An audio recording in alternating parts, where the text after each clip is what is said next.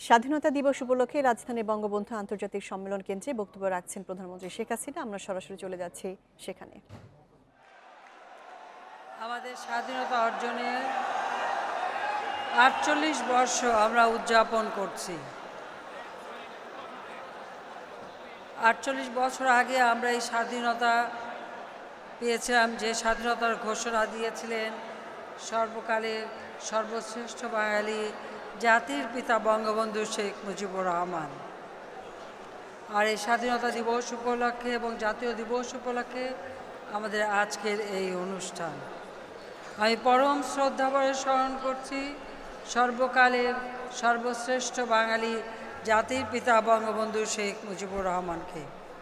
আমি শ্রদ্ধা জানাই জাতীয় চার নেতার প্রতি, শ্রদ্ধা জানাই ৩০ লক্ষ শহীদের প্রতি, ২ লক্ষ মা বোনের প্রতি, এবং আমি সশ্রদ্ধ সালাম জানাই আমাদের মহান মুক্তিযোদ্ধাদের, এবং আমার আন্তরিক অভিনন্দন বাংলাদেশের জনগণের। এই বাংলাদেশের জনগণের অধিকার প্রতিষ্ঠার জন্যই সংগ্রাম করেছিলেন জাতির পিতা বঙ্গবন্ধু শেখ মুজিবুর রহমান। বাঙালি জাতি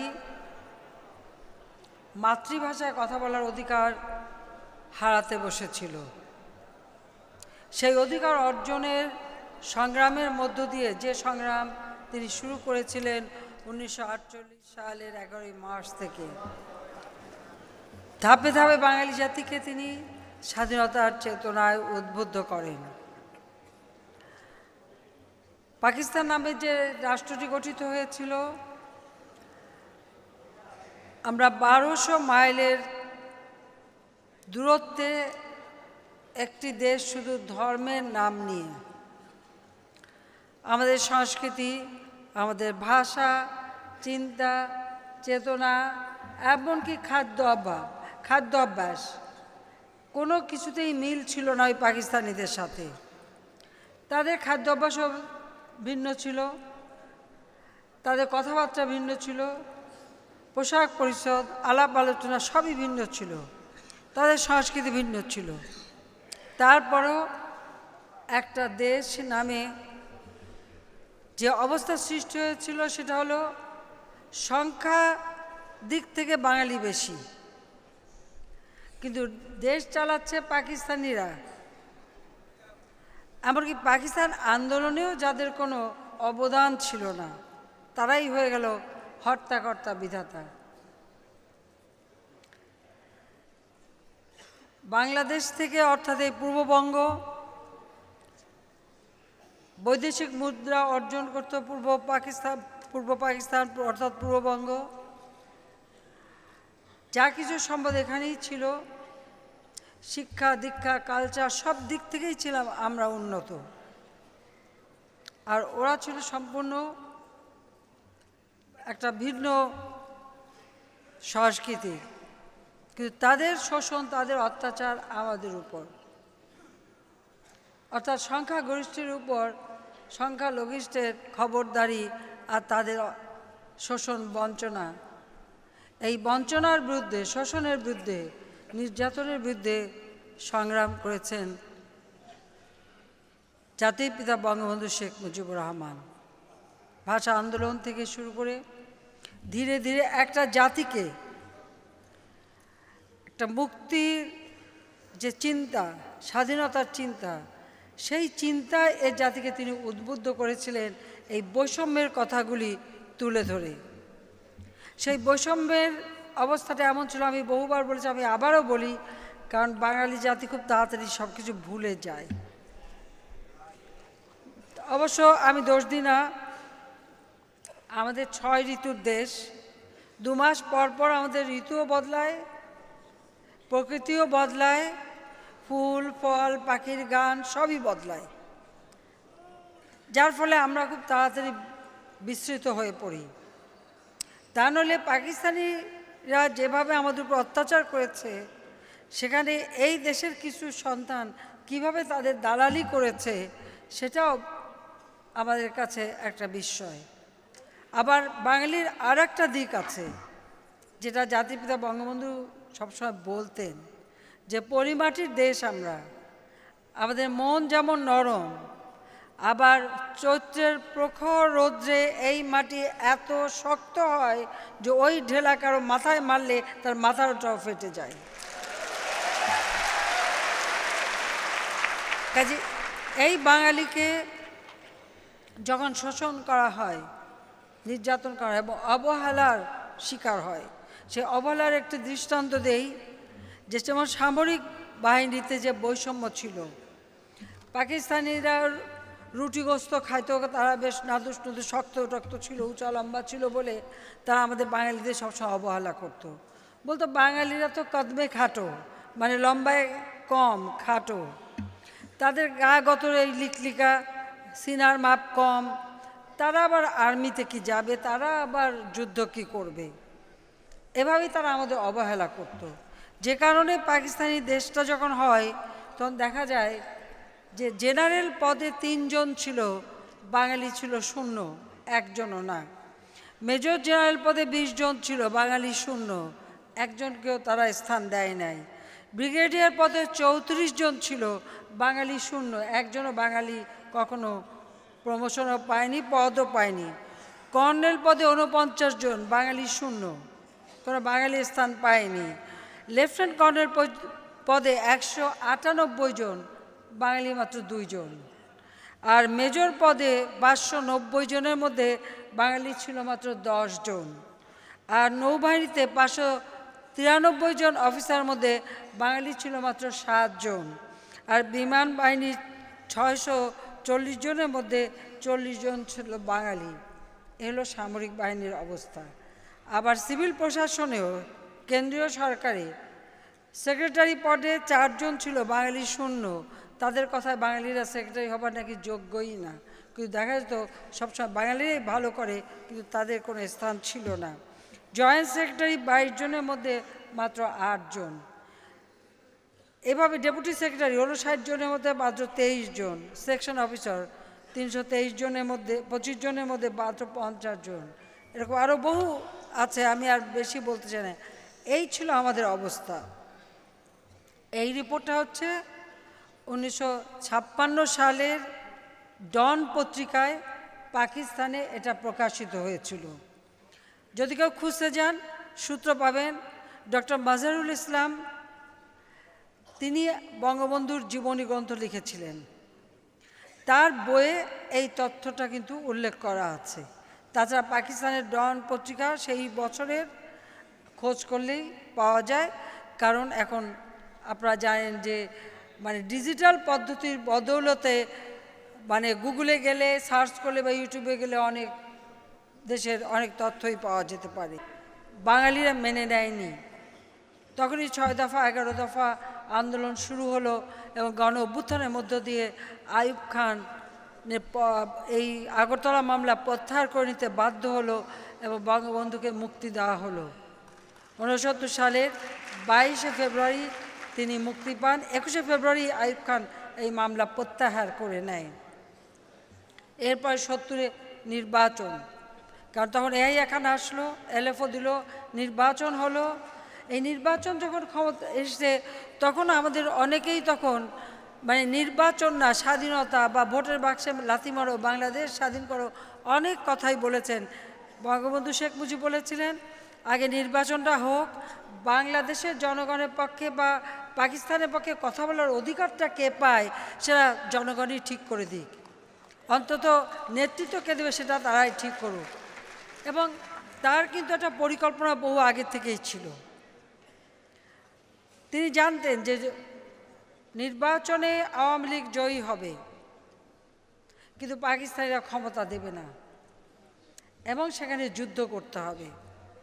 এবং সেটা মাথায় রেখেই তিনি যে আগামীতে যে যুদ্ধ হবে এই যুদ্ধ পরিচালনায় কী কী করবেন এবং কোথায় অস্ত্র আসবে, কিভাবে শরণার্থী গেলে কোথায় তার আশ্রয় পাবে, কিভাবে ট্রেনিং পাবে, সবই কিন্তু তিনি করে রেখেছিলেন। আর ছাত্রলীগ সবসময় একটা অগ্রণী ভূমিকা পালন করত। এই যে জয় বাংলা স্লোগান থেকে শুরু করে আমাদের পতাকা সব কিছু কিন্তু তিনি অনেক আগে থেকে ঠিক করেছিলেন। এমনকি আমাদের জাতীয় সঙ্গীত কাজে এই জাতীয় সঙ্গীত কী হবে, আমাদের পতাকা কী হবে, সবই তিনি করে দিয়েছেন। এবং আমাদের স্লোগান জয় বাংলা, ছাত্রলীগে প্রথম বলেছে এটা মাঠে নিয়ে যেতে, কিন্তু এটা প্রচার হয়। অর্থাৎ বহু আগের থেকে স্বাধীনতার পরিকল্পনা নিয়ে তিনি কিন্তু ধাপে ধাপে এগিয়েছেন গণতান্ত্রিক প্রক্রিয়ার মধ্য দিয়ে, যাতে করে পাকিস্তান নামে সেই দেশটির শাসক, মিলিটারি শাসক, কখনো যেন বাঙালির উপরে দোষ দিতে না পারে যে তারা বিচ্ছিন্নতাবাদী। আবার এখানে আপনারা যদি বঙ্গবন্ধুর অনেক বিদেশি ইন্টারভিউ শোনেন, তিনি একটা কথা সবসময় বলতেন যে যারা সংখ্যাগরিষ্ঠ হয় তারা তো বিচ্ছিন্নতাবাদী হয় না। কাজে আমরা যে স্বাধীনতার জন্য সংগ্রাম করছি একটা জাতি হিসেবে, যারা ওই পাকিস্তান নামী দেশটায় আমরাই সংখ্যাগরিষ্ঠ, সেটা কিন্তু তিনি স্পষ্টভাবে বলতেন। এবং স্বাধীনতা এই কথাটাই ছিল, কিন্তু সবসময় তিনি অত্যন্ত সতর্ক ছিলেন যে কোনো মতে পাকিস্তানিরা যেন, ওই পাকিস্তানি শাসকরা এই ছুতা ধরে বাঙালির উপর কোনো রকম দোষারোপ করতে না পারে, আর আন্তর্জাতিকভাবে যেন আমরা সমর্থনটা আদায় করতে পারি। যে কারণে যখন আমাদের ৭০ নির্বাচনের পর সংখ্যাগরিষ্ঠ আসন পাওয়া সত্ত্বেও ইয়াহিয়া খান ক্ষমতা দিল না, তিনি কিন্তু তখন থেকেই প্রস্তুতি নিলেন। ৭ই ডিসেম্বর নির্বাচন হয়েছে, ৩রা জানুয়ারি সরোয়ার্দী উদ্যানে নির্বাচিত যারা প্রতিনিধি, একটা ছিল গণপরিষদ অর্থাৎ জাতীয় পরিষদ, ন্যাশনাল অ্যাসেম্বলি, আর একটা হলো প্রাদেশিক পরিষদ। এবং আওয়ামী লীগ কিন্তু সব জায়গায় জয়লাভ করে। ন্যাশনাল অ্যাসেম্বলি কিন্তু পূর্ববঙ্গ সহ গোটা পাকিস্তানে কিন্তু মেজরিটি পেয়েছিল আওয়ামী লীগ, বঙ্গবন্ধু শেখ মুজিবের নেতৃত্বে। সকল সদস্যকে নিয়ে তিনি কিন্তু শপথ গ্রহণ করান, এবং সেই শপথ গ্রহণ করা হয়েছিল। এবং এরপর যখন মোটেই ক্ষমতা দেয় না, আপনারা জানেন যে অ্যাসেম্বলিও ডাকে না, এরপরে সেই অসহযোগ আন্দোলন, ৭ই মার্চের তাঁর সেই ঐতিহাসিক ভাষণ, যে ভাষণের মধ্য দিয়ে একটা গেরিলা যুদ্ধের সকল প্রস্তুতি এবং কার কী করণীয় সবই তিনি বলে দিয়েছিলেন। এবং সেই ভাষণের মধ্য দিয়ে কিন্তু এদেশের মানুষ সেই সিদ্ধান্ত পেয়ে গিয়েছিল যে আমাদের কি করতে হবে, কারণ যার যা কিছু আছে তাই নিয়ে শত্রু মোকাবেলা করতে তিনি বলেছিলেন। এবং এভাবে তিনি একটা অসহযোগ আন্দোলনকে সশস্ত্র বিপ্লবে রূপান্তর করে এই যুদ্ধের মধ্য দিয়ে বিজয় অর্জন। পাকিস্তানি হানাদার বাহিনী 25শে মার্চ যখন তারা গণহত্যা শুরু করলো, অর্থাৎ তারাই যখন আক্রমণ করলো, আক্রমণকারী হলো, সাথে সাথে এটাও পূর্ব পরিকল্পনা ছিল, সেই অনুযায়ী তার স্বাধীনতার সেই ঘোষণাটা যে যুদ্ধ চালিয়ে যাওয়া নির্দেশ, অর্থাৎ শেষ সৈন্য বিতাড়িত না হওয়া পর্যন্ত যুদ্ধ চালিয়ে যেতে হবে, এই কথাটাই ঘোষণাটা তিনি কিন্তু ইপিআরের, বর্তমানে বিজিবি পিলখানা, সেখানকার ওয়্যারলেসের মাধ্যমে সমগ্র বাংলাদেশে পৌঁছে দিলেন। এবং আমাদের বাঙালিরাও যে যেখানে ছিল, যা কিছু ছিল তাই নিয়ে কিন্তু তারা শত্রু মোকাবেলা করলো। যদিও এই মোকাবেলা শুরু হয়েছিল আমাদের গাজীপুর থেকে, এই জয়দেবপুরেই প্রথম পাকিস্তানি সেনাদের প্রতিরোধ গড়ে তুলেছিল ওই জয়দেবপুরে এবং আমাদের গাজীপুরের নেতৃবৃন্দ। কাজে এভাবে কিন্তু আমাদের যাত্রা শুরু। 25শে মার্চের এই ঘটনার পর যখন যে মুহূর্তে 26শে মার্চ বঙ্গবন্ধুর এই ঘোষণা সমস্ত জায়গায় ছড়িয়ে পড়লো, পাকিস্তানের ওয়্যারলেসে পড়লো, ধরা পড়লো, তারা 32 নম্বর থেকে তাকে গ্রেপ্তার করে নিয়ে গেল।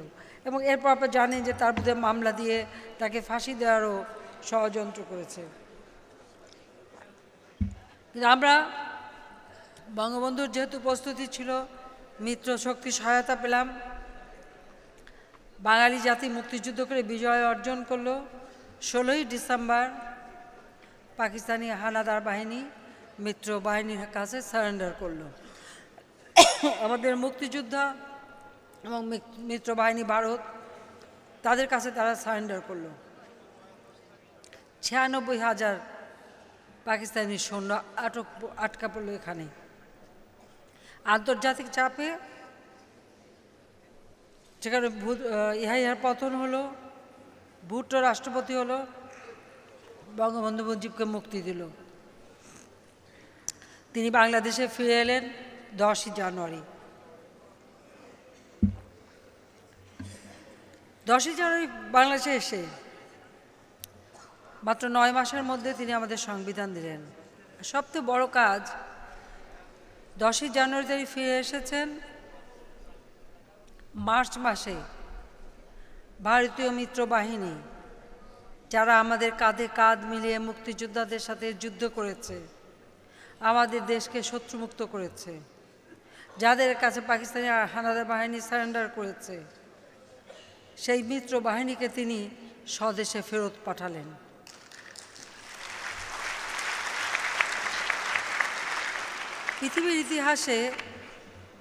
পৃথিবীর ইতিহাসে যত দেশে বিপ্লব হয়েছে, যত দেশে মুক্তিযুদ্ধ হয়েছে, যত দেশে মিত্রবাহিনী গিয়েছে সহায়তা করতে, কোনো দেশ থেকে মিত্রবাহিনী ফেরত যায় নাই, বাংলাদেশ একমাত্র ব্যতিক্রম।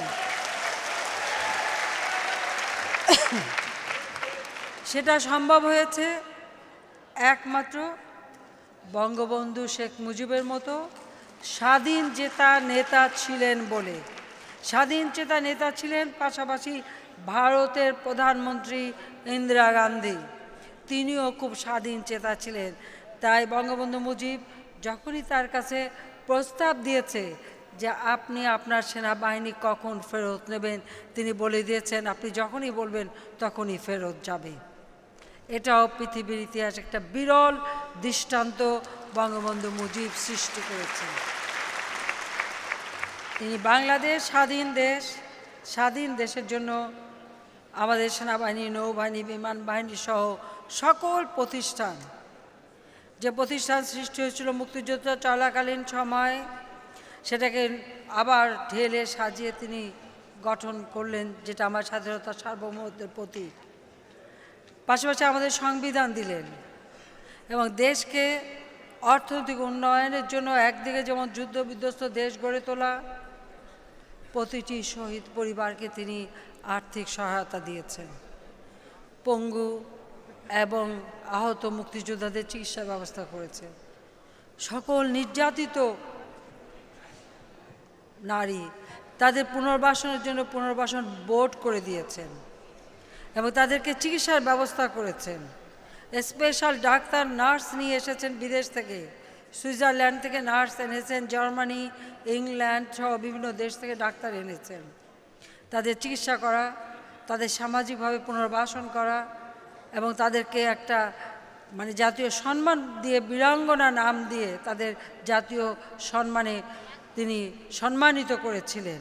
এবং এই মেয়েদের বিবাহ সময় এবং তাদের চিকিৎসা সব ব্যাপারে আমার মা নিজেও সক্রিয় ছিলেন। এইভাবে তিনি প্রত্যেকটা পরিবার এবং বাংলাদেশের প্রত্যন্ত অঞ্চলে প্রতিটি পরিবারের কাছে তিনি রিলিফ সামগ্রী পৌঁছে দিয়েছেন। যেখানে কোনো তাদের ঘরবাড়ি ছিল না, প্রায় ৩ কোটি মানুষ গৃহহারা, প্রত্যেকের ঘরবাড়ি তৈরি করে দেওয়া, তাদের কাপড় চোপড় কোনো কিছু ছিল না। এতগুলি ১ কোটির উপর শরণার্থী দেশে ফিরে এসেছে, তাদের পুনর্বাসনের ব্যবস্থা করা। সেখানে আমাদের আওয়ামী লীগের নেতা কর্মীরা নৌকায় করে, মাথায় করে, রিকশায় করে, হেঁটে হেঁটে প্রত্যেক বাড়িতে বাড়িতে সাহায্য পৌঁছে দিয়ে এসেছে। একটা যুদ্ধ বিধ্বস্ত দেশ,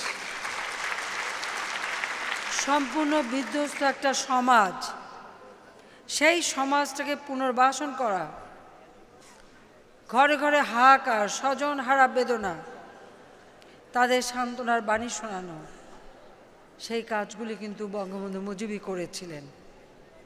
এবং এভাবেই একদিকে যেমন তিনি বিধ্বস্ত বাংলাদেশ গড়েছেন, রাস্তাঘাট, পুল, ব্রিজ, আমি অনেকবার সংখ্যা দিয়েও বলেছি বক্তৃতায়, কাজে এভাবে করা, অপরদিকে দেশকে সামনের দিকে এগিয়ে নিয়ে যাওয়া, ১২৬টা দেশ থেকে স্বীকৃতি আদায় করা, বাংলাদেশ স্বাধীন রাষ্ট্র হিসেবে স্বীকৃতি আদায় করেছেন। ওআইসি, কমনওয়েলথ, তারপরে আপনার জাতিসংঘ সহ প্রত্যেকটা আন্তর্জাতিক সংস্থার সদস্য পদ লাভ করা থেকে শুরু করে আন্তর্জাতিকভাবেও বাংলাদেশকে তিনি প্রতিষ্ঠা করে দিয়ে গিয়েছিলেন এবং বাংলাদেশের মানুষের অর্থনৈতিক মুক্তি অর্জনের জন্য তিনি জাতীয় ঐক্যের ডাক দিয়েছিলেন এবং বাংলাদেশ কৃষক শ্রমিক আওয়ামী লীগ গঠন করে একটা প্ল্যাটফর্ম করেন।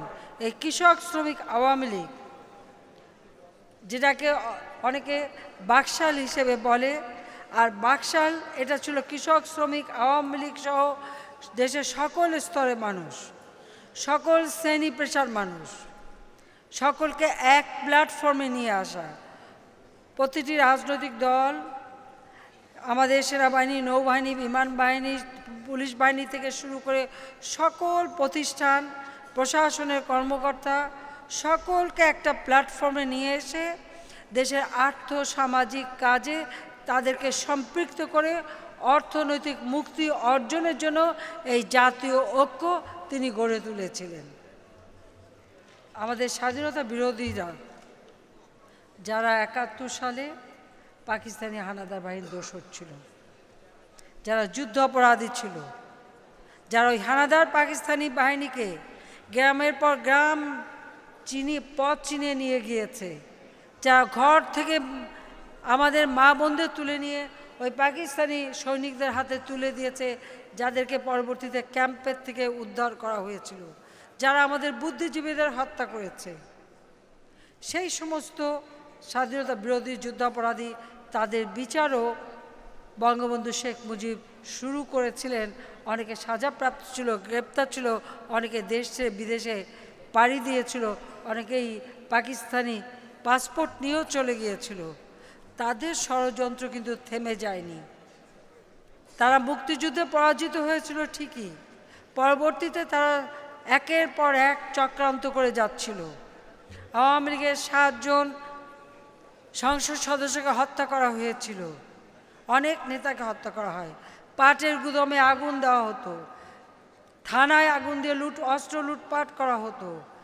এমনকি তারা সেখানে এই রাজাকার, আল বদর, আল শামস বাহিনী আর যারা আন্ডারগ্রাউন্ড কমিউনিস্ট পার্টি, সর্বহারা পার্টি, এরা কিন্তু তখন এক হয়ে যায় এবং তারাই কিন্তু নানা চক্রান্ত শুরু করে এবং এই তাদের চক্রান্তের হাত থেকে দেশকে রক্ষা করা এবং এই চক্রান্ত করে এবং এর সাথে আন্তর্জাতিক শক্তিগুলি যারা পাকিস্তানিদের সাহায্য করেছিল, 7 ফ্লিট দিয়েও যারা সাহায্য করতে চেয়েছিল পাকিস্তানিদের যে বাঙালিকে দমন করার জন্য, যারা চায়নি বাংলাদেশ স্বাধীন হোক, যারা মুক্তিযুদ্ধ চলাকালীন সময় বলেছিল এই দেশটা স্বাধীন হয়ে কি হবে, দেশ স্বাধীন হলে তো এটা একটা তলাবিহীন ঝুড়ি হবে, অর্থাৎ বাঙালির বিজয়কে যারা একেবারে মেনে নিতে পারে নাই, তারাই কিন্তু এই চক্রান্তে লিপ্ত ছিল।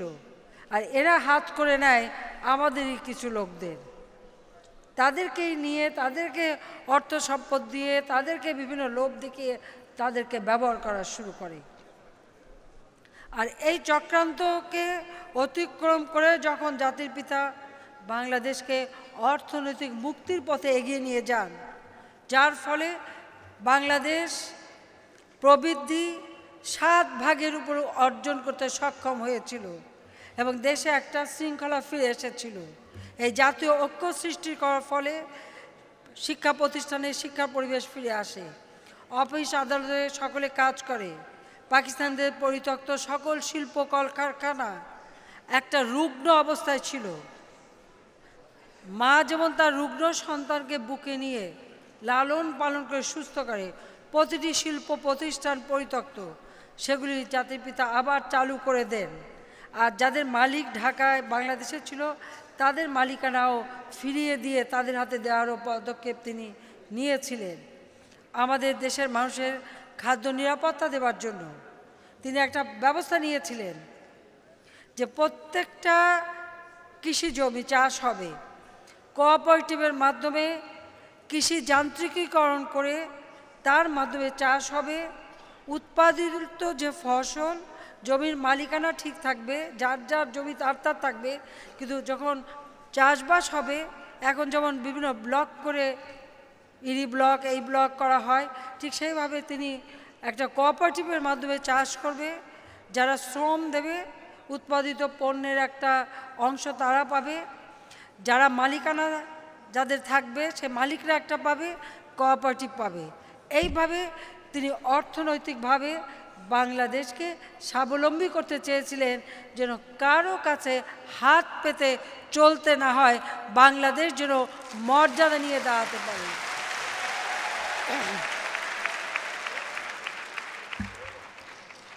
তিনি যখন এই পদ্ধতিটা শুরু করতে গেলেন এবং ক্ষমতাকে বিকেন্দ্রীকরণ করা, 19টা জেলাকে ভেঙে প্রত্যেকটা মহকুমাকে জেলায় রূপান্তর করলেন, জেলা গভর্নর নিযুক্ত করলেন এবং প্রত্যেকটা জেলা ভিত্তিক সেসব জেলার উন্নয়নের কি কাজ এই গভর্নরদের ট্রেনিং দেওয়া শুরু করেছিলেন, যে এইভাবে ক্ষমতাকে বিকেন্দ্রীকরণ করে প্রত্যেকটা এলাকায় যেন সরকারের জনসেবা সাধারণ মানুষের দোরগোড়ায় পৌঁছায়, সেই ব্যবস্থাটা তিনি নিয়েছিলেন।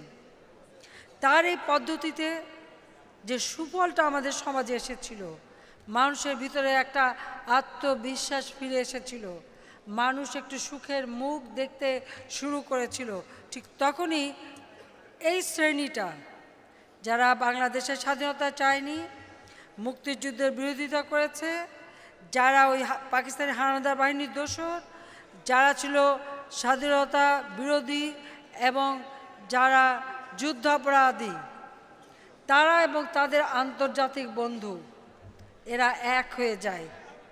তারা চক্রান্ত শুরু করে, আবার সেই ষড়যন্ত্রের ফলেই আমাদের জীবনে নেমে আসে অমানিসার অন্ধকার 75 15ই আগস্ট। 75 15ই আগস্ট জাতির পিতাকেই শুধু হত্যা করে নাই, আমি মা হারিয়েছি, ভাই হারিয়েছি, আমার 10 বছর ছোট শিশু ভাইটিকেও ছাড়িনি। অর্থাৎ ওই রক্তের কেউ যেন এসে আবার বাংলাদেশের দায়িত্ব নিতে না পারে বা তাদেরকে ঘিরে আওয়ামী লীগ যেন দাঁড়াতে না পারে, এটাই ছিল তাদের চক্রান্ত। আমরা 2 বোন বেঁচে যাই। আমরা যে বেঁচে গিয়েছিলাম এটাও ছিল একটা ঘটনাচক্র। মাত্র 15 দিন আগে দেশ ছেড়ে চলে গিয়েছিলাম, যার ফলে 2টো বোন আমরা বেঁচে গিয়েছিলাম। 6টা বছর দেশে আসতে পারিনি, আমাদের আসতে দেওয়া হয়নি, কারণ 75-এর পরে অবৈধভাবে ক্ষমতা দখল শুরু, সংবিধান লঙ্ঘন করে হত্যা, ষড়যন্ত্রের মধ্য দিয়ে অবৈধভাবে যে ক্ষমতা দখলে পালা শুরু হয়েছিল, 19টা কু হয়েছিল। আমাদের সামরিক বাহিনীর হাজার হাজার অফিসার, মুক্তিযোদ্ধা অফিসাররা তো কেউই নাই, তার উপর যা কর্মরত সবাইকেই প্রায় মেরে ফেলে, আর হাজার হাজার সৈনিকদেরকে হত্যা করে। অনেকে জানতোই না, হয়তো ছুটিতে ছিল, কিন্তু তাদেরকে হত্যা করে। 19টা কু যদি একবার হয়, আর তারপরে প্রতি রাতে কারফিউ, কারো স্বাধীনভাবে চলার অধিকার ছিল না। এই কারফিউ কিন্তু বহু বছর চলেছে, 75-এর পরে প্রায় 10টা বছর খালি কারফিউ দিয়েই দেশ চালানো হয়েছে। মানুষের স্বাধীনভাবে চলার পথ বন্ধ ছিল। দুর্নীতিকে প্রাতিষ্ঠানিক রূপ দেওয়া হয়, ঋণ খেলাপি, দুর্নীতি, এটা একটা নিত্য নৈমিত্তিক ব্যাপার হয়। এবং একটা পর্যায়ে কতগুলি দল করার সুযোগ দেওয়া হয়, কিন্তু সেখানে মানুষের ভোটের অধিকার ছিল না, কথা বলার অধিকার ছিল না, মত প্রকাশের স্বাধীনতা ছিল না। মার্শাল অর্ডিন্যান্স দিয়ে আমাদের সংবিধানকে সংশোধন করা হয়, খুঁচে খুঁচে ক্ষতবিক্ষত করা হয়। এইভাবেই দেশের মানুষের ভাগ্য নিয়ে ছিনিমিনি খেলা হয়। আমাদের দুর্ভাগ্যটা হলো, যখন দেশে গণতান্ত্রিক প্রক্রিয়া ছিল তখন অনেকেরই সেটা ভালো লাগেনি। যখন মার্শাল ল আসলো, যখন ওই কথায় কথায় ডান্ডার বাড়ি খেত, তখন হুজুর হুজুর ডেকে খুবই যা কিছু করেছেন, আহা বেশ বেশ এই বলে খোসামদি তোষামদি চাটুকারের দল সৃষ্টি হয়েছিল। এবং এই চাটুকারের দলই এই মিলিটারি ডিক্টেটরদের পদলেহন করত। আর তাদের আমলটারই তারা খুব ভালোভাবে দেখে, কারণ তখন যারা স্বাধীনতা বিরোধী তারাই ক্ষমতায়, যুদ্ধাপরাধীদের মুক্তি দেওয়া হয়, অনেকে মানে গণতন্ত্র রক্ষার নামে এদের সাথে হাতও মিলায়। তো মার্শাল অর্ডিন্যান্স দিয়ে যারা দেশ চালায়, প্রতি রাতে যেখানে কারফিউ থাকে, যতই রাজনৈতিক দল করতে দিক না কেন, সে দেশে আবার গণতন্ত্র কিভাবে থাকে আর গণতান্ত্রিক ধারাটাই বা চলে কিভাবে, সেটাই হচ্ছে আমার প্রশ্ন। এবং এরা যে 21 বছর যারা কখনো সরাসরি না, এভাবে যারা দেশ চালিয়েছে, গণতন্ত্রের বড় কথা বললেও দেশের মানুষ কি পেয়েছিল, দেশের কি উন্নতিটা হয়েছে, আর্থসামাজিক ক্ষেত্রে কি উন্নতি করেছে। দেশ তো ভিক্ষার ঝুলি নিয়ে মানুষের কাছে দাঁড়িয়ে দাঁড়িয়ে যেতে হতো। এমনকি যে সেনাবাহিনীর ঘাড়ে বন্দুক রেখে এরা ক্ষমতা দখল করেছে, সেই সেনাবাহিনী, নৌবাহিনী, বিমান বাহিনী তাদেরই বা কি উন্নতি করেছে? কিছুই করেনি। এদেশের শিক্ষা, দীক্ষা, স্বাস্থ্য, মানুষের বাসস্থান, কোনো দিকে তাদের নজর ছিল না। তাদের নজর ছিল নিজেরা ক্ষমতাকে ব্যবহার করে ভোগ করবে, অর্থশালী হবে, সম্পদশালী হবে, আর একটা এলিট গ্রুপ সৃষ্টি করে যারা তাদেরকে খালি বাহবা দেবে। সেই তোষামদি খোসামদি চাটুকারের দলই সৃষ্টি করেছিল। 21 বছর পর আওয়ামী লীগ ক্ষমতা এসেছে। আওয়ামী লীগ ক্ষমতা আসার পরই এদেশের মানুষ সত্যিকারভাবে গণতন্ত্রের স্বাদ পেয়েছে, আর গণতন্ত্রের মধ্য দিয়ে অর্থনৈতিক মুক্তি অর্জনের পথে বাংলাদেশ এগিয়ে যাচ্ছে।